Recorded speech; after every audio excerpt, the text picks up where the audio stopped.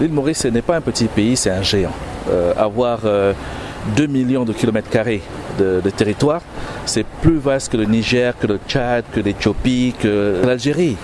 Donc on est vraiment face à un pays qui est un vrai géant africain et qui a commencé à réaliser l'importance de l'océan dans l'économie. Et il y a des pays africains qui n'ont pas encore compris ce qui se passe. Et on a besoin que le Maurice prenne cette initiative de nous montrer la voie, de nous expliquer qu'est-ce qu'on peut faire ensemble. Parce qu'on ne sait pas, simplement. Et le fait que Maurice n'a que de l'océan autour d'eux montre que vraiment, si l'île Maurice décide d'être parmi les leaders, ils peuvent diriger le continent dans la bonne direction. Vous savez, on a quasiment 90% de l'océan qu'on ne maîtrise pas, qu'on ne connaît pas.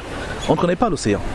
Donc c'est vraiment une force. On connaît les territoires, on connaît le pétrole, on connaît l'or, mais on ne sait pas ce qui se passe dans les océans. Vous imaginez la force de ce que ça représente et ce que l'île Maurice peut nous apprendre. Donc oui, c'est vraiment une force, l'océan. Il y a des richesses là-bas. Il y a des richesses aquatiques, il y a des richesses en termes de matières premières, il y a des richesses en termes de découvertes. Et vraiment l'Afrique peut porter ce challenge, ce projet, et l'île Maurice pour nous guider vers ce projet. Because we've not really exploited our oceanic resources, and I think it's high time for us to take advantage of this. It's a $1 trillion industry. It's massive, and I think it could be the basis of transforming our economies towards industrialization, towards sustained growth, and making sure that we pull our people out of poverty through it. It's possible and it's doable. One more question: what is Africa concretely doing to benefit from it? A lot that the continent is doing. SADC is doing something about it. The AU, as you had, has already put in place the integrated maritime strategy. And this meeting is also meant to push the agenda forward. So basically, a lot is happening.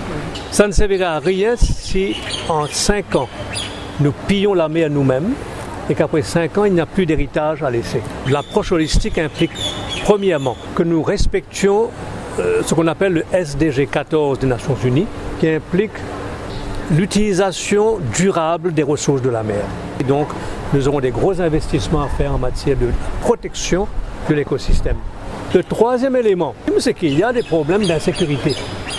Alors, il y a premièrement donc la question de ce qu'on appelle le disaster management, un navire qui subitement lâche une tonne de fuel dans la mer qui crée un problème écologique énorme. Donc nous travaillons actuellement sur la mise sur pied de ce qu'on appelle un disaster management system. Ces fameux pirates de la mer qui viennent de nos eaux et qui pillent les océans, qui pillent l'océan qui nous appartient. Nous sommes obligés de nous ouvrir en même temps à d'autres pays.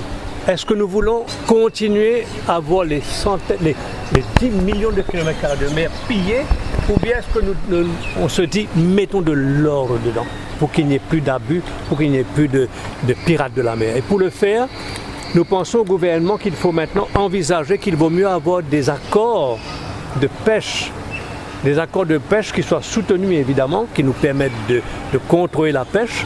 Exemple, nous aurons de Bruxelles un software, j'appelle ça un software digital, qui nous permettra de mieux contrôler la pêche.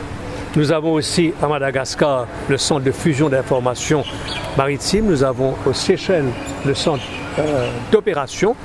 Le Kenya est en train de bouger fort dessus, et que non seulement nous pêchons les poissons, mais que ces poissons soient débarqués chez nous pour la transformation et l'exploitation. Valeur ajoutée, très important pour nous, sinon ce sera uniquement des bateaux qui viendront, qui pêcheront et qui disparaîtront. D'où la nécessité, par exemple pour nous, d'avoir un quai de pêche assez long pour recevoir un minimum de 20 bateaux de pêche. D'où aussi les gros investissements dans les équipements de refroidissement, dans les équipements de transformation de produits de mer.